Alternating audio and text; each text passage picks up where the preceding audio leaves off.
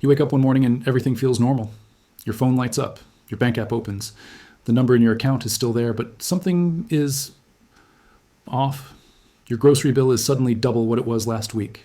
The gas pump doesn't stop climbing. The rent payment that used to sting now feels impossible. You didn't lose your job. Nobody stole your money.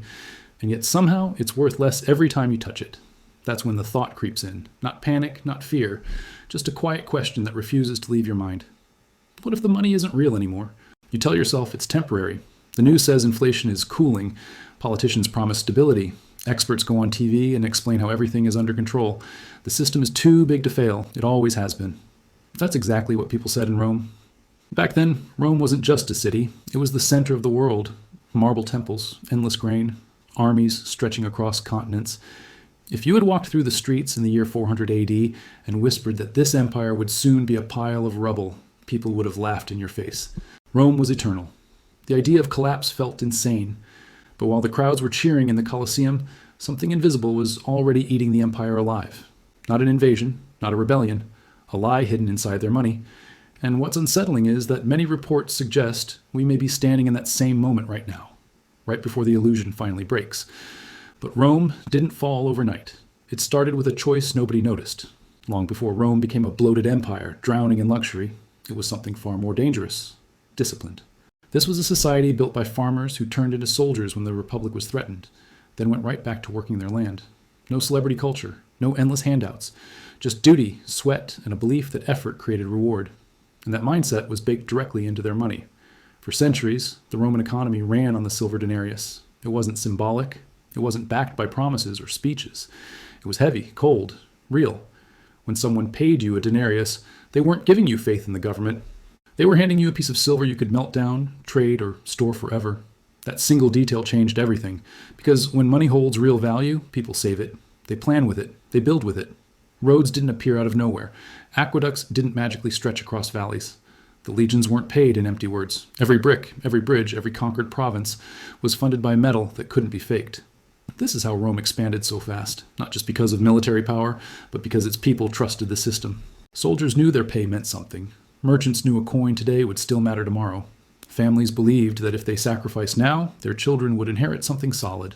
Trust wasn't a slogan, it was a structure, but structures don't collapse from earthquakes alone. They collapse when someone starts pulling the beams from the inside, and that trust was about to be broken, one emperor at a time. The turning point didn't come with riots or burning cities, it came in silence. Around 64 AD, Emperor Nero found himself cornered. Wars were expensive, palaces were expensive. Keeping the public entertained was expensive, and the silver was running out. So he made a decision no one in the streets of Rome could see. The imperial mint gathered up the silver denarius coins and melted them down. Then something subtle happened. A little copper was mixed into the molten silver, not enough to change the color, not enough to raise suspicion. The coins were stamped again with the emperor's face and sent back into circulation. On paper, nothing changed. The denarius was still worth 1 denarius. But in reality, every coin now contained less silver than the one before it. This was the ancient version of money printing. Nero had discovered he could create wealth without conquering new lands or raising taxes. He didn't need to explain anything to the public. He didn't need permission. He simply changed the metal and called it the same money. At first, no one noticed. Markets stayed open. Soldiers were paid. The Colosseum stayed packed. Life went on as if nothing had happened, and that's what made it so dangerous. Because once leaders realize they can fake value instead of earning it, they never stop. For a long time, the illusion held. Then one day, it didn't. Merchants began noticing something strange. The coins felt lighter. The shine rubbed off too fast. The silver underneath wasn't silver at all. It was copper wearing a costume. And once that realization spread, the reaction was instant. Traders stopped trusting prices. Soldiers started counting coins instead of weighing them. Shopkeepers demanded more and more money for the same loaf of bread because tomorrow's coin was guaranteed to be worth less than today's. Prices didn't rise, they exploded. What once cost a few denarius now took sacks full of them. Lifelong savings vanished without being stolen. Families who had done everything right suddenly couldn't afford basic food. Not because they were lazy, not because they were careless, but because the government had quietly hollowed out their money. The emperors panicked. Instead of fixing the problem, they tried to outlaw it. New laws appeared, setting maximum prices for goods. Merchants were told they were no longer allowed to charge more, or else. Reports suggest the punishment could be brutal. It didn't work. Sellers simply stopped selling. Markets went underground, store shelves emptied. Food disappeared while money piled up uselessly in people's hands. The system hadn't just broken, it had betrayed the people who believed in it. And when money dies, loyalty dies with it. Once the people stopped believing in the money, everything else unraveled with it. Soldiers on the front lines were being paid in coins that barely bought food back home. Some were handed sacks of metal that felt heavier than their worth. Reports claim many began trading armor for meals, uniforms for shelter. Loyalty to the empire was replaced by loyalty to survival. Why defend borders for a system that no longer defended you? The social contract, that invisible agreement between the state and its people, quietly snapped. Farmers hid their crops. Merchants closed their doors. Citizens no longer asked what they could do for Rome. They asked what Rome was stealing from them next. And here's the part history books rarely emphasize. Rome wasn't conquered in a heroic final battle. It was abandoned. By the time outsiders walked through the gates, they weren't storming a fortress. They were stepping into a hollow shell. An empire that still had marble temples and golden statues, but no trust holding it together. The rot didn't come from the outside. It came from the money. Now here's where things start to feel uncomfortable. For most of its history, America understood the same truth Rome once lived by. The dollar wasn't just paper, it was a promise. You could walk into a bank and exchange it for real gold. The government couldn't simply create money whenever it felt uncomfortable. Every new dollar had to be backed by something heavy, rare, and limited. That discipline is what helped build the greatest industrial machine the world had ever seen. But in the background, the pressure was building. Wars were draining resources, social programs were expanding, other countries were demanding gold in exchange for their dollars. And just like Rome, the numbers stopped adding up. So in 1971, President Richard Nixon made a decision that most people didn't fully understand at the time. He closed the gold window.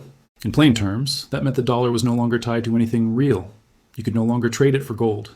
From that moment forward, the value of the dollar was based on trust alone. No metal, no limit. And here's the difference that should make your stomach tighten. Rome had to melt coins to fake value. We don't even need furnaces. With modern systems, reports suggest trillions of dollars can be created with a few keystrokes on a screen. No silver, no copper, just numbers appearing inside computers. And unlike Rome, we can do this at lightning speed. What took Rome 2 full centuries to unravel, many analysts believe America is compressing into a single lifetime. Rome had to physically collect coins, melt them, remix them, and ship them back out. The process was slow, painful, limited by fire and metal. We aren't. Today, money isn't created in foundries. It's created inside databases. A few keyboard taps can summon sums so large they barely feel real. Reports suggest that in recent decades, the national debt has exploded at a pace that would have been unthinkable just a generation ago. And here's where the whispers start. There's been growing buzz online that some nations are quietly trying to reduce their dependence on the US dollar in global trade. Analysts point to new trade agreements, alternative payment systems, and gold purchases as signs that trust in the dollar might be weakening. This doesn't mean the dollar is dead, not even close. But it does mean people are asking questions they weren't asking before. And in history, that moment, when confidence quietly shifts, is when everything changes. Because history says empires only get one ending. For thousands of years, great civilizations have risen, dominated the world, and then quietly faded into memory. And according to several historians, there's an uncomfortable pattern hiding in plain sight. Empires don't last forever. In fact, many of the most powerful ones, from the Romans to the Ottomans to the British, seem to burn bright for roughly the same stretch of time before something inside them gives way. The number that keeps appearing is about 250 years, not because of fate, not because of magic, but because human systems tend to follow the same emotional arc. Discipline, growth, comfort, excess, and finally denial.